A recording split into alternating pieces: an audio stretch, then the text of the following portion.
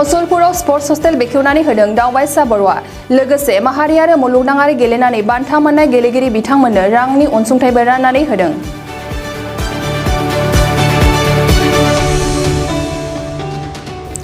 दिनै बाक्सा जिल्लानि district sports complex बाथिपुरियाव स्पर्ट्स हस्टेलखौ बेखेवनानै होयो बिटिआरनि CHD sports and youth welfare डिपार्टमेन्टनि मावफुं सोद्रोमा दावबायसा बर' बिथाङा।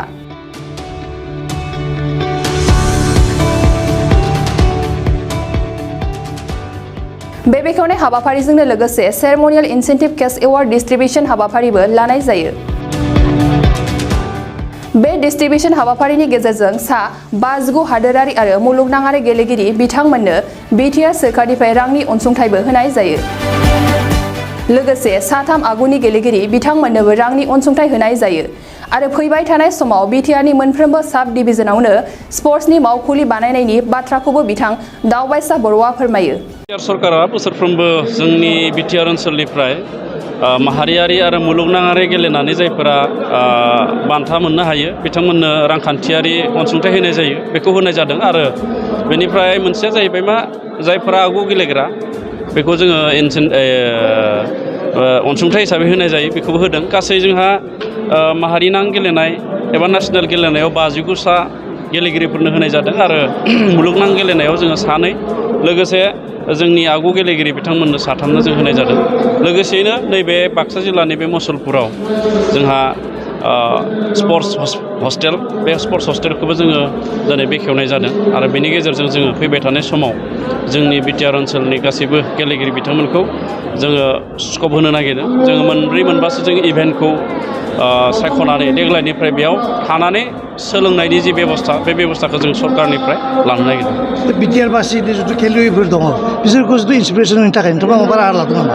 नंगौ जोङो थांनाय 9 खालार मार्चनि जोंहा एग्जिकिउटिभ काउन्सिल जादोंमोन। बे एग्जिकिउटिभ काउन्सिलाव जोङो बिटिआरनि मोनफ्रोमबो साब डिभिजनाव जोङो साब डिभिजन लेभेलनि जोङो अफिसार एबा मावखुलि स्पर्ट्सनि जोङो बानायनो नागिरदों साब डिभिजनेल लेभेलाव मोनफ्रोमबो साब डिभिजनाव आरो बेनिफ्राय जोङो बुंनो हायो जे आगुआ जोंनि स्पर्ट्सआ जिल्ला लेभेलाव दङमोन। दायो साब डिभिजनाव थांनाय लोगो लोगो जोंनि गेलेगिरि बिथांमोना जोंजों सरकारजों गेलेगिरिजों बा खेलारि जायफोर दैदेनो बिथांमोनजों जोंहा खाथि सोमोन्दो थागोन आरो जों बिथांमोनखौ मोजाङै नायनो हागोन आरो बिनि अनगायैबो जोङो गोबां आसनि जोङो लादों जायफोर आसनिखौ जोङो गेलेगिरि बिथांमोननो फैबाय थानाय समाव जोङो होनो नागिरदों। बेनिफ्राय जोङो बुंनो हायो जोंनि बिटिआर ओनसोलाव गेलेनायनि खाबुआ गैया नाथाय गेलेगिरि गोबां दङ।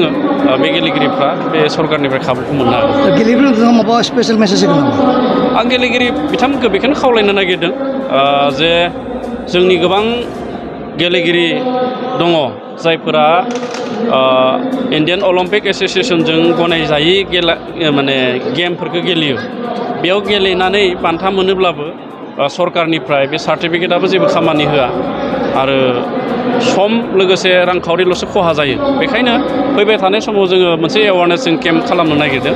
सारा बिटिसिआव जोङो एवारनेस मोनसे लाबोगोन जायनि गेजेरजों जोंनि गेलेगिरि आरो बिगोमाफ्रा मोन्थिनो हायो जे बबे गेमखौ जोङो गेलेयोब्ला जों थाबैनो जौगानो हायो आरो बबे गेमखौ गेलेयोब्ला जोंहा जोंनि गेलेनायनि जि बेसेन बे बेसेना ओरैनो थाङा। दा बेखायनो खावलायगोन आङो जायफोर गेलेनाय गेम बे गेमफोरा अलिम्पिक एस'सिएशनजों गनायजानाय बेबायदि गेलेनायखौसो जोंनि गेलेगिरिफ्रा।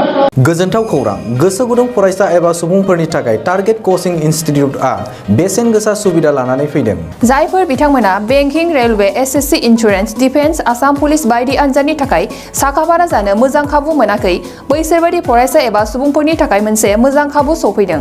बरपेटा रड विशाल मेगा मार्टनि साखाथियाव थानाय आमतलाव बे टारगेट कचिं इनस्टिट्यूटखौ खुलिनाय जादों। आथिखालनि साख्रि मोनै आरो बेकार जेंनाखौ नोजोर होनानै बे टारगेट कचिं इनस्टिट्यूटआ सोलोंसाफोरखौ गोबां गियान होनो थाखाय राहा लादों। बे टारगेट कचिं इनस्टिट्यूटआव सोलोंथाइ होनो लानाय आयदाफोरा जाबाय banking railway SSC insurance defence आरो आसाम पुलिस। जायफोर सोलोंनो गोसो गुदुं बिथांमोना टारगेट कचिं इनस्टिट्यूटआव मुं थिसननो एबा गोबां मिथिनो थाखाय 8134097059 एबा 8638961177 जानबुं नाम्बाराव जगाजग खालामनो हागोन।